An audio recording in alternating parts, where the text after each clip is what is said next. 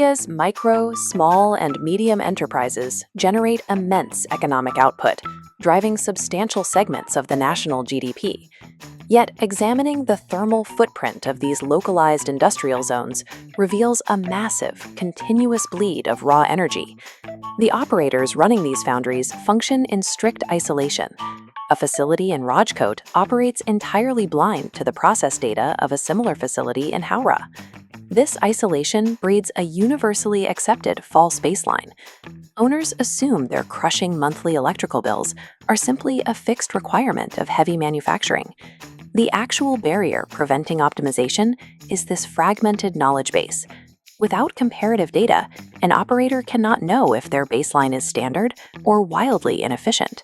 When process data remains siloed within individual factory walls, an entire national industry remains blind to its most expensive and easily correctable operational failures. Defeating these silos requires centralizing that isolated process data into a single, accessible digital infrastructure. This map is the same Iksha platform. It acts as a data aggregator, pooling cluster-level energy consumption metrics from across the country into one interface. Filtering this data by specific energy-intensive sectors, like foundry and forging, immediately isolates high-value targets.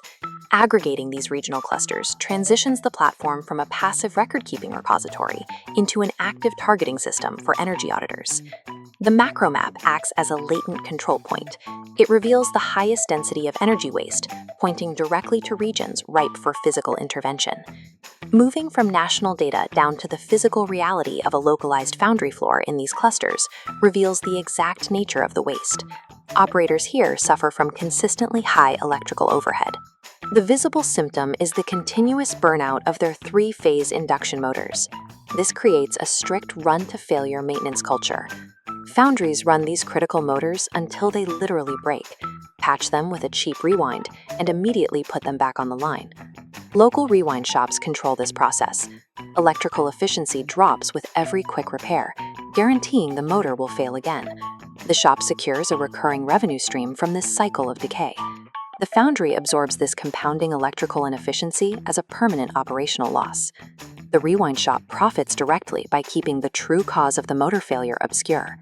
The heavy energy consumption happens here, at the Cupola furnace, specifically within its air delivery network. Notice the tuyeres, the specific nozzles and pipe junctions delivering forced draft air directly into the furnace bed. The thermodynamic failure begins with unaudited mechanical leaks at these physical joints. Small gaps in the piping cause a massive, continuous drop in forced draft air pressure. This triggers a strict chain reaction. As the air pressure drops, the blower motor automatically draws more amperage, working harder to push the required volume of air through a leaking system. Replacing a burnt-out motor while leaving the pipes unsealed guarantees the new unit will immediately overwork, overheat, and fail again. The high electrical overhead is entirely a symptom. The root cause is a purely mechanical process failure in the air delivery network. Industrial process failures frequently mimic technical electrical bottlenecks. This exact misdirection blinds operators, ensuring their financial drain continues unnoticed. Breaking this loop requires a strictly mechanical, low-cost intervention using basic, widely available materials. Step 1 is a physical audit of the air delivery network. We find the tuyere leaks and plug them using modified PVC or metal piping. Step 2 is removing the degraded, continuously rewound unit and swapping it for a modern, high-efficiency IE3 induction motor. Fixing the mechanical bedrock eliminates the root strain on the system. This severs the run-to-failure cycle and cuts off the rewind shop's recurring profit. With the mechanical fix in place, a new control point emerges: localized energy consumption data.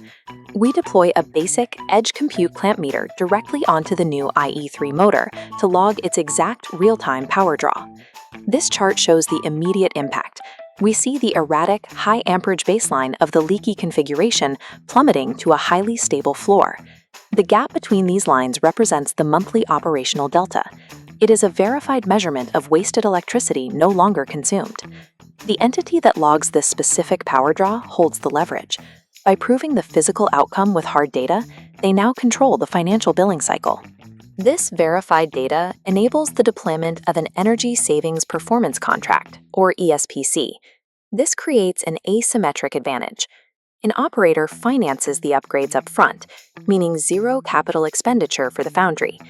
In exchange, the operator takes a percentage of the reduced overhead, capturing recurring revenue from the smaller electrical bill. Projecting this single intervention back across the thousands of SME locations identified on the macro map reveals a massive, untapped market. Centralized data targeting, mechanical audits, and ESPC financing combine to strip away inefficiency. Together, they convert wasted operational overhead into sustainable, verified profit.